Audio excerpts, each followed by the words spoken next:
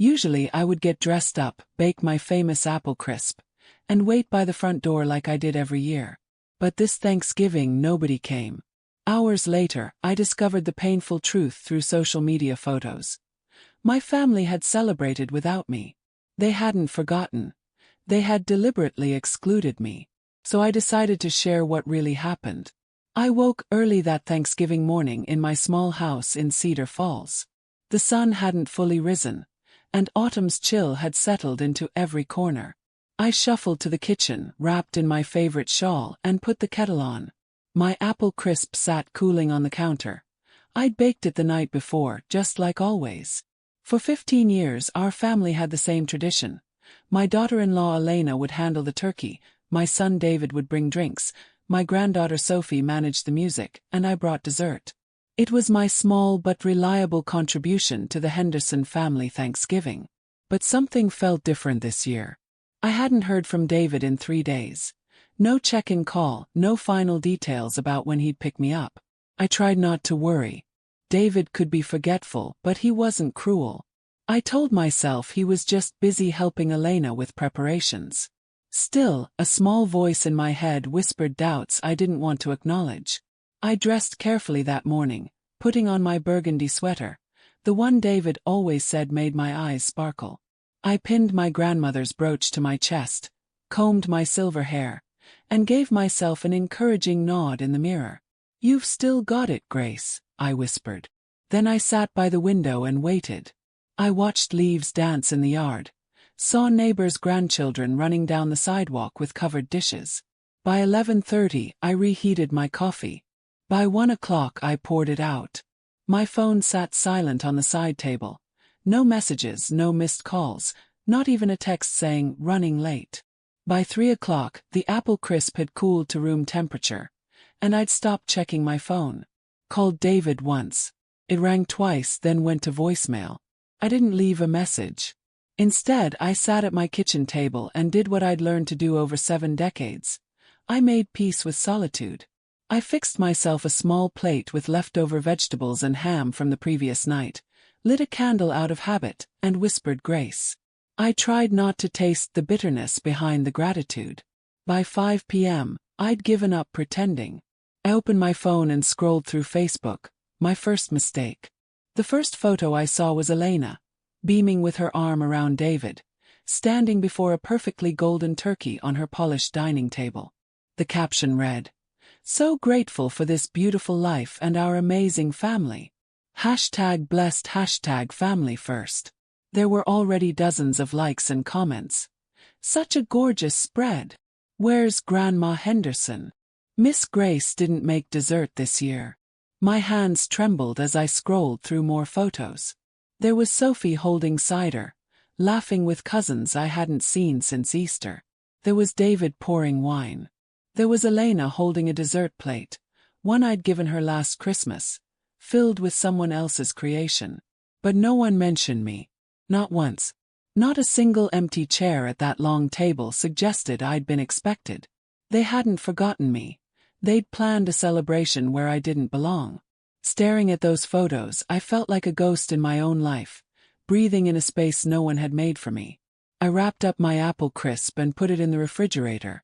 The tears came then, not loud or violent, just steady and soft as I folded my napkin and placed it beside my untouched plate. It was my first Thanksgiving dinner alone, and I knew it would be my last time staying quiet about it. The next morning, I woke in my armchair, still wearing my burgundy sweater. My phone rested in my lap, the candle burned down to a stub. My back ached from sleeping upright, but my heart ached more. Still no calls, no text, nothing from David, nothing from Sophie. Not even one of Elena's casual emoji messages that usually said, "Oops," when she avoided responsibility. I opened Facebook again. Their post had gained over 100 likes overnight, with dozens more comments. Elena had replied to several, thanking people for complimenting her perfect spread. Then I noticed something that changed everything. Sophie had accidentally tagged me in the family photo. That careless click had given me temporary access to a private family group chat I'd never been added to before. Whether by accident, grace, or divine timing, I could suddenly see everything. The conversation thread started 2 weeks before Thanksgiving. Elena, are we seriously inviting Grace again this year? I can't deal with her sad stories dragging down the mood, and she takes forever getting in and out of the car. David, she's my mom, Elena. Elena, and I'm your wife. Choose. Sophie. No reply. Elena, let's just keep it small this year. She won't make a scene. Tell her dinner's cancelled or something. She'll stay home with her prayers and post a photo of her dessert if she asks. David. Thumbs up emoji. That thumbs up, lazy, silent, complicit, hurt most of all. There were more messages. Jokes about me falling asleep at previous gatherings, complaints about my perfume, Elena writing that she couldn't stand the smell of old lady house. David had laughed. Sophie said nothing. No defense, no protest, just occasional eye-roll gifs when Elena called me aesthetic poison. Each message was like a paper cut. Shallow alone, but together they bled deep. They hadn't just excluded me. They'd actively plotted against the woman who'd raised this family, who'd paid for David's college when his father died, who'd helped Elena start her catering business, who'd walked Sophie to school every day when Elena was too busy. I looked around my living room at framed photos covering every wall. Their birthdays, graduations, baby showers, holidays. In every picture I stood in the background, smiling, cooking, holding someone's child, offering someone comfort. I wasn't the centerpiece. I was the foundation. And they'd torn me out like a weed. That night, I opened my bedroom safe and found the sealed envelope marked Christmas. Inside was a letter to David and Sophie, along with a notarized copy of my will. After years of saving birthday checks, selling and used jewelry, and careful investing, I'd accumulated more than they suspected. My house was paid off, my retirement healthy. I'd planned to leave them everything. I'd even included Elena in the will, thinking it might soften her heart over time. Now I knew better. I took scissors from my drawer and cut the envelope in half, right through the word Henderson. I wasn't angry, I was clear. I called my lawyer, Patricia Williams, that evening. She'd grown up volunteering at our community center while other kids slept in on weekends. Now she was a successful attorney with fierce compassion. I need to rewrite my will, I said. Tonight? She asked calmly. I'll come to you first thing tomorrow morning. The next morning we sat at my kitchen table, the same table where I'd taught David cursive, bandaged his scrapes, and taken late-night calls after his father's death. The same table they'd all forgotten. Patricia pulled out a fresh will. You're certain? She asked gently. I looked her in the eye. I was going to change their lives. Now I'm going to protect someone else's future. Line by line I struck through David's name, removed Elena entirely. I hesitated over Sophie's name. She'd stayed silent when it mattered most. She lost her place too. Instead, I named Sunrise Manor, a local nonprofit providing housing and support for elderly women abandoned by their families. I'd been quietly donating to them for years. Now I was giving them everything, the house, investments, savings, all of it. With witnesses present, the new will was signed and notarized within an hour. My life's work was legally reassigned. I felt lighter. Not happy, not vindicated, just unburdened. That evening I opened Facebook again. Elena's post still smiled back at me, surrounded by comments about their beautiful family, and so much love. I clicked Create Post and stared at the blinking cursor. Then I uploaded the screenshots I'd saved. The group chat messages, the jokes, the decision to exclude me. I added the photo I'd taken of myself the night before. Me sitting alone at the table, one plate, a flickering candle, untouched apple crisp behind me. I posted it all to the Henderson family Facebook group with this message. This was my Thanksgiving. I waited by the door. I baked the dessert. I dressed up. No one came. Next month, I was going to surprise you all with documents that would have passed along everything I'd worked for. The house, the savings, the future. But you made it clear I'm not family anymore. I've updated my will. I won't be a burden in your photos, your dinners, or your legacy. But I will be remembered, just not by you. I hit post, set the phone down, and went to the porch. The sky was painted pink and orange, trees rustling with late fall wind. For the first time in days, I smiled. Within 10 minutes, my phone exploded with notifications. Cousins commented in shock. Old friends messaged their disbelief. Distant relatives asked why they hadn't heard from me. The photo began circulating beyond our family group. Someone had screenshot it with the caption, "This is heartbreaking. Be better to your elders." By night's end, it had been shared over 1,000 times. Comments poured in. "I can't believe they did this. You deserve better. You're not alone." But the ones that mattered came from within the family. Aunt Rebecca wrote, "David, is this true?" Cousin Lisa added, "I talked to Grace last week.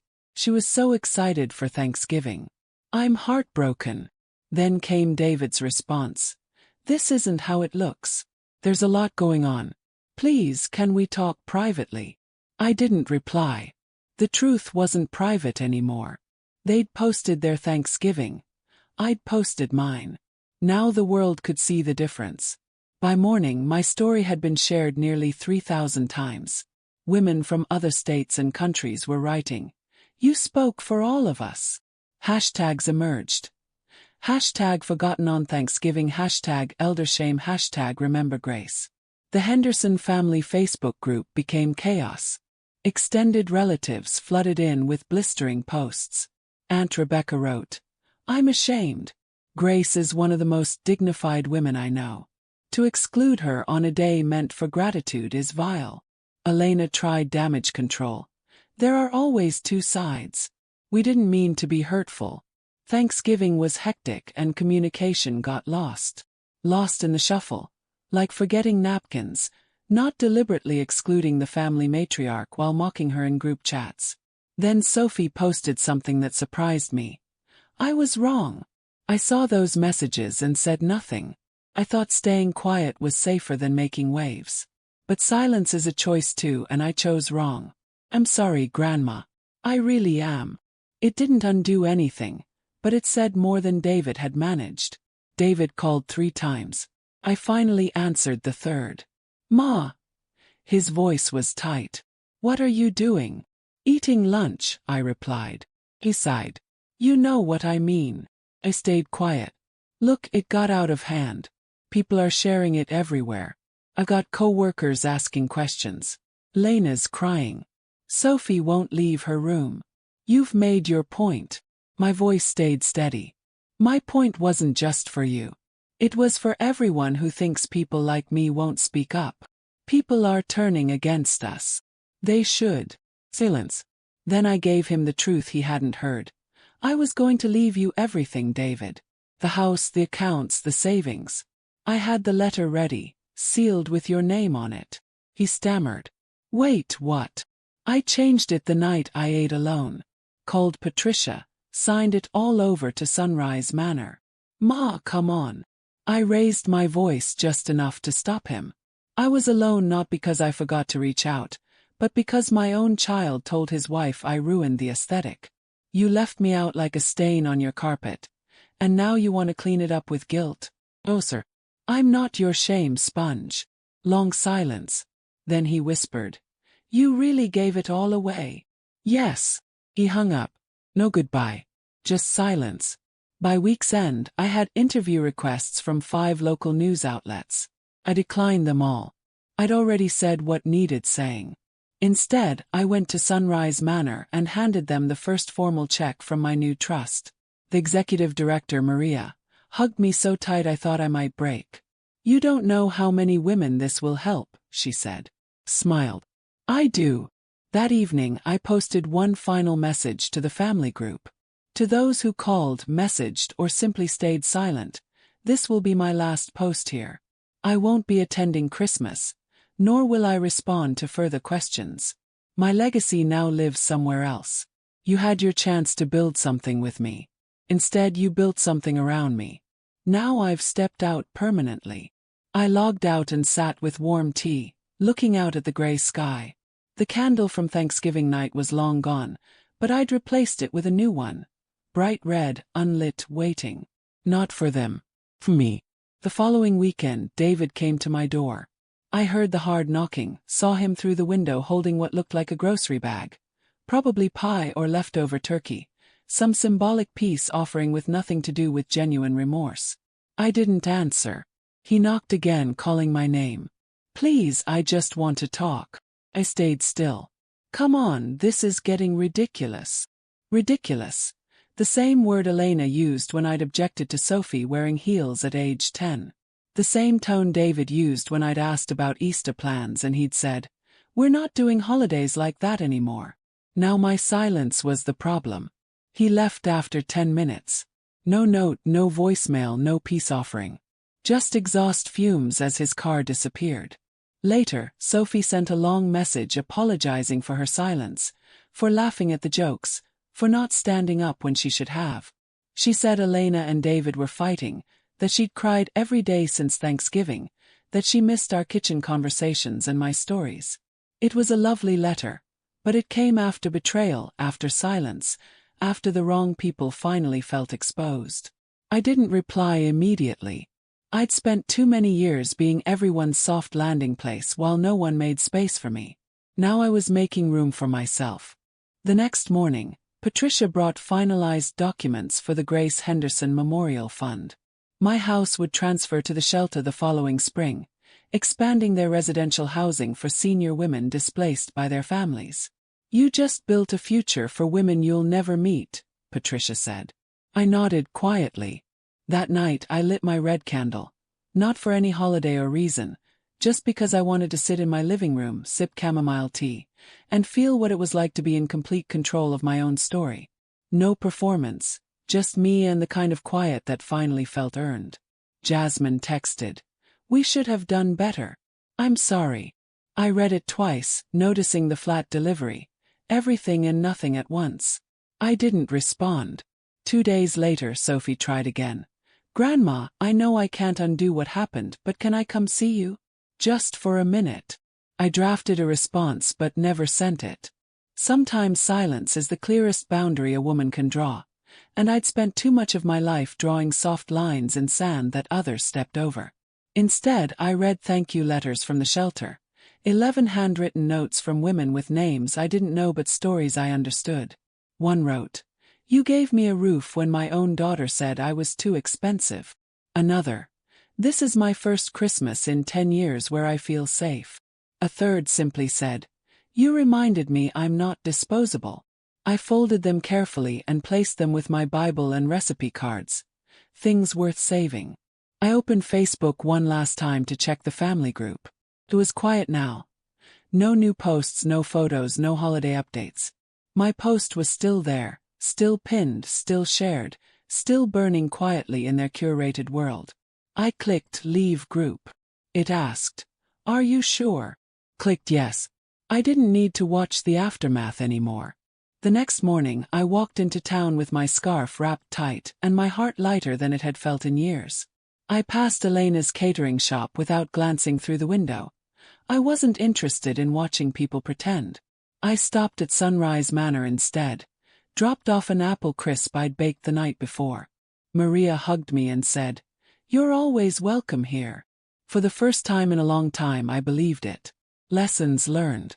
I used to believe legacy meant blood, that what we built and saved and sacrificed should automatically go to our children no matter what.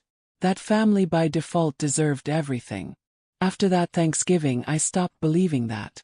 Legacy isn't about who shares your last name. It's about who shows up when no one's watching. It's about who pulls up a chair before you have to ask, who calls before you're forgotten, who checks in not for holidays or hashtags but because your silence matters to them. Took me 76 years to learn that. I wish I'd learned it sooner. Christmas came and I spent it at the shelter, just as I'd promised. We had a small tree, some carols, warm dinner, and enough laughter to fill the rooms with something that felt like family, the good kind that doesn't ask you to shrink. I brought my apple crisp again. This time every slice was eaten. As the evening wound down, I sat beside a woman named Dorothy who told me her son had abandoned her at a bus station 3 years ago, saying, "Wait here, I'll be back," and never returning. She smiled as she told it, but her eyes stayed watery. "I'm sorry," I said. "I'm not," she replied. "I wouldn't have met these ladies if he hadn't." We raised our teacups in a quiet toast. "To beginnings," I said. "To peace," she replied. When I got home that night, I looked around my living room. Same furniture, same curtains, but everything felt new. The silence was mine now. Chosen, owned, peaceful. I curled up with a blanket and lit one last candle. This one gold, flickering softly on the coffee table. I didn't wait for anyone to call. I didn't check my phone. I didn't wonder what Elena or David or Sophie were doing. I already knew they were looking backward, and I was finally beautifully done doing the same. Let them scroll. Let them explain. Let them live with the consequences of their choices. I had found my peace, and I was keeping it.